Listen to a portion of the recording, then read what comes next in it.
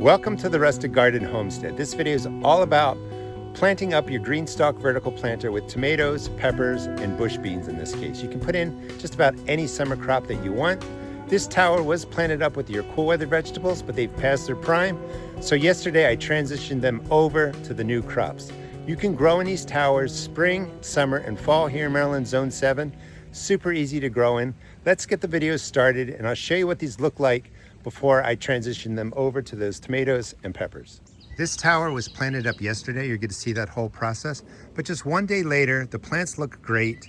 Real easy, as I was saying, to transition these from spring crops to summer crops back to fall crops. Just a quick tip, when you're putting in transplants, because they only have a small root ball, just make sure you water your plants every other day for a good 10 to 14 days. You want the roots to establish well in each of these tiers. If you're not watering every other day, it's really easy for the sun to, hit the tomato plant, small root ball, and then it dries out. Even if there's water everywhere in the container, because it still has that small root system, it's at risk of drying out and getting stressed. So water these every other day at least for a good 10 to 14 days. Just wanted to give you an idea of what to expect. The planter here was planted up 7 weeks ago. Everything here, including the bush beans, were put in as transplants. I've got peppers, bush tomatoes, determinate variety, and the bush beans. The beans are ready for harvesting. So you're gonna get about 2 harvests out of the bush beans. You wanna just make sure you don't overplant. If I put in, like 20 bush beans, then I'd have to eat all those beans at once and I may not be able to. So I leave space in the containers. That helps with watering as the plants get bigger, but it allows me to rotate in different crops and get a continued harvest out of here. So down at the bottom, I didn't put in as many plants. Typically, I put in about 3 pepper plants per tier. Mixed into that, I have a bush tomato plant. So that's 4 plants in 7 pockets. And then I do the same thing coming down here. And the tomato plants look great, nice and stocky. Some of the key tips to really have your vertical planter thrive is to stay up on the watering. As the plants get bigger like this, you may have to water them, every other day, depending on how hot it gets. As plants get bigger, you may have to water twice a day. That's just standard for any kind of planter. It's not a function of this vertical planter by GreenStalk. Because it has 7 gallons, it really holds moisture well, but large plants, high heat, dries these out very quickly. So you have to have a plan to keep watering them. When the plants get about this large, you're feeding them with a water-soluble fertilizer probably every 2 to 3 weeks. I do recommend, if you pick these up, to get the spinner base because it makes it real easy for watering and managing the plants. And you can see the pockets that are in here. So I'll be harvesting the green beans tonight. Some of them are still going. They'll come up with a second round. Sometime between today and next week, I will put in some new seeds for the bush beans, and I will keep that harvest going throughout the season. You want to just make sure, you pick these when they're slender before they bulk up and get large beans inside. That's when they're kind of bumpy. They're just not going to be as good. So you pick them when they look something, just like that. So this tower's doing well, ready for more plants. But I'm going to go over to the other tower for today's video and plant up pretty much what you see here. I'm going to show you how to do that. Here's the container we're going to be planting up. Strawberry tower, have some flowers in there, have a pepper plant in there, doing great, staying up on the watering. I had cool weather crops in here, harvested a lot of them.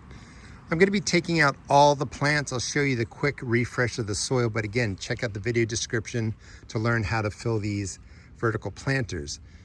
The kale could stay, but I have it in other places. I just don't want it in here. I want to get the peppers in, the bush beans, and the tomato plants. The kale or the cabbage is going to come out too. So I'm just going to pull everything out, put in a handful of compost into each pocket, mix it in, and that will be enough to, get these plants going. Water-soluble fertilizer is the key.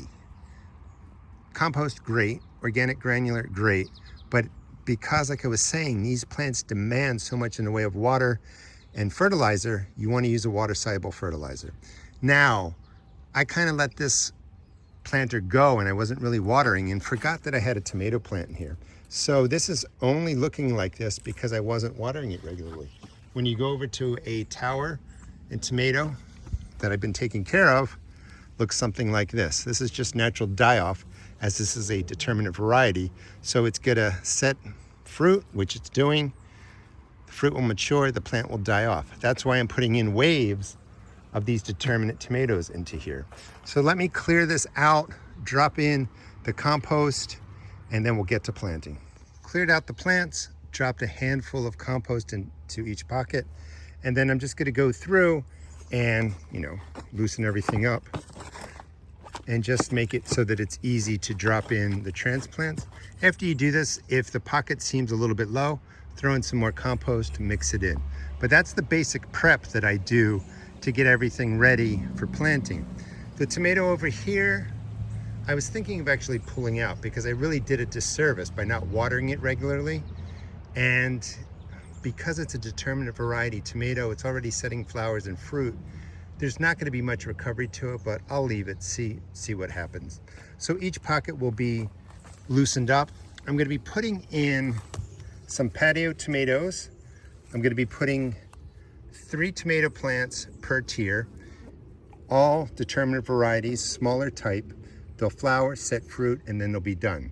So they're not going to be like indeterminate tomatoes and just keep growing and growing. You can do that in these containers, but it's a big plant, so you really have to manage it well. Along with the 3 peppers, with the 3 tomatoes, I'm going to be putting in 3 pepper plants. And I got these at a nursery. It's a little bit late in the season. You can still find transplants. And these were looking pretty good. What you want to do is remove all the flowers from the pepper plants. You don't want them to be working on fruit and flowering and all that. You want them to get established, really get the roots growing, and then the plants will follow and you'll get tons of peppers for the rest of the season. Peppers keep going, so they're going to keep going until the frost comes. The tomato plants, again, set fruit, they'll be done. There's a couple flowers on there. You could remove a couple here and there, but overall, these plants look good. I just have to get them into the containers. Once they're in the container, I want to stress one more time, it's not really about the compost. You want soil that drains well, holds moisture. That's the key for the soil, but it's water-soluble fertilizer that feeds your vertical planters. Planting for the tomatoes and peppers is pretty much the same. Pop out your transplant, and then, you just remove some of the soil. I like to put it right into the container where I popped out the transplant. And with your hand too, you're in there loosening everything up, just making it a nice planting base. And I just set it up something like that. Loosen the roots a little bit. No foul really. Just loosen them, drop it in, and I lean it forward, put in the rest of the soil, and just slowly press everything together. It's a lot easier with with 2 hands. One hand, of course, it can be done. And that's all you're really doing. If at this point, you had some extra space, you could put in a handful of the fertilizer or of the compost in there. But that's it. I'm going to do that, the patio tomatoes up top, and then I'll do the rest of the tomatoes in here, show you what that looks like. For the better bush, it's a determinate variety, but it's going to still be a bigger plant, and it might need some staking to support the weight of the tomatoes that go on there. The patio is going to stay smaller. It can just kind of hang. That's why I put it up top. Down here, I wanted to show you, this soil is really dry. So if you're letting your container mix to that depth really kind of look like that, that's going to be an issue. You really have to stay up on the watering.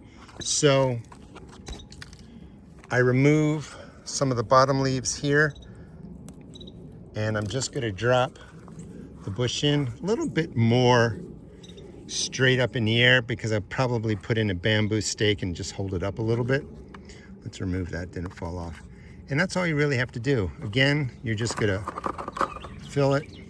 I did throw some of the soil up here, and you're just gonna press everything in. And that's a great way just to get your transplants in. Not a lot of work. Water-soluble fertilizer is gonna take care of these plants. I have my 3 tomato plants in tier here. This tier, going all the way around, you would see them. Keeping that as my 3rd one, decided to keep it, we'll take care of it. And then I put an extra tomato plant down at the bottom. Now, just keep in mind, I've said this before, as they get bigger and the heat of the summer arrives, you may have to water these containers sometimes twice a day. That's just the way it is with any kind of container. So if you're just getting started, I would say stick with just 3 tomatoes or 3 pepper plants per tier, and you can put in the bush beans or something else in between. That helps you a little bit with the watering.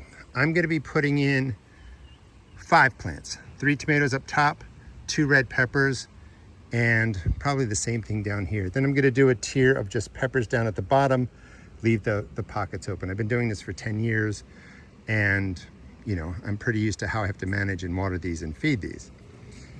Today, a sale started at GreenStalkGarden.com.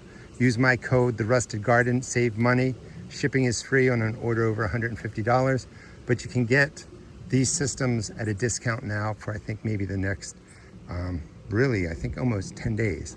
Check out the sale, but it's there now. And again, The Rusted Garden, save some money.